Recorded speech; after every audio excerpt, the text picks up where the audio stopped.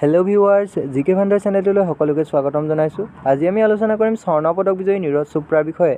আহক তেন্তে আজিৰ এই ভিডিঅ'টি আৰম্ভ কৰোঁ। টকিঅ' অলিম্পিকত ভাৰতৰ স্বৰ্ণ পদক বিজয়ী নীৰজ চোপ্ৰাৰ জন্ম 1997 চনৰ 24 ডিচেম্বৰত হাৰিয়ানাৰ পানীপত জিলাৰ অন্তৰ্গত খাণ্ডা নামৰ গাঁৱত হৈছিল।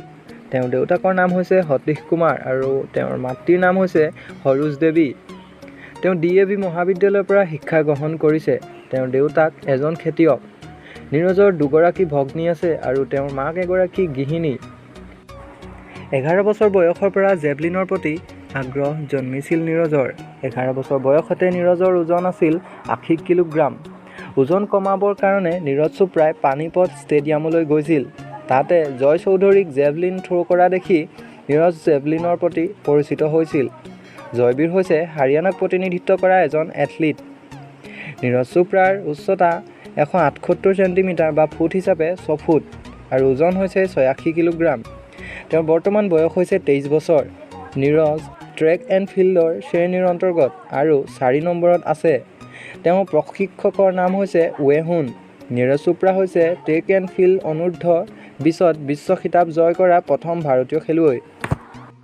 তেওঁ লাভ কৰা সন্মানবোৰ হৈছে 2021 চনত ৰাষ্ট্ৰীয় জুনিয়ৰ চেম্পিয়নশ্বিপত সোণৰ পদক লাভ, ৰাষ্ট্ৰীয় যুৱ চেম্পিয়নশ্বিপ 2013ত ৰূপৰ পদক লাভ, এছিয়ান জুনিয়ৰ চেম্পিয়নশ্বিপ 2017ত ৰূপৰ পদক লাভ, এছিয়ান এথলেটিক্স চেম্পিয়নশ্বিপ 2017ত সোণৰ পদক লাভ, এছিয়ান গেমছ 2018ত সোণৰ পদক লাভ, 2018 চনত অৰ্জুন বঁটা লাভ। তেওঁ ৰাষ্ট্ৰীয় অভিলেখ 88.07 স্থাপন কৰিছে।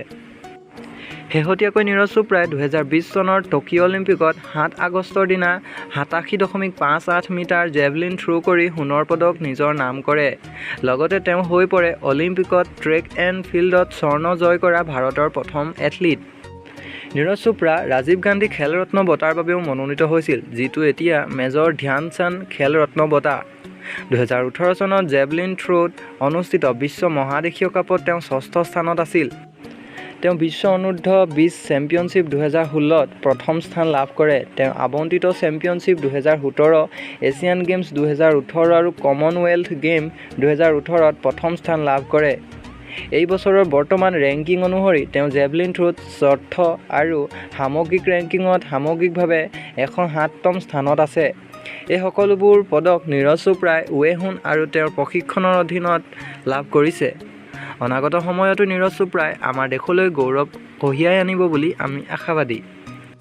ভিডিঅ'টি চাই কেনে লাগিলে কমেণ্ট কৰি জনাব আৰু যদি ভিডিঅ'টো অলপ হ'লেও সহায়ক হ'ল তেনেহ'লে ছাবস্ক্ৰাইব কৰিবলৈ নাপাহৰিব।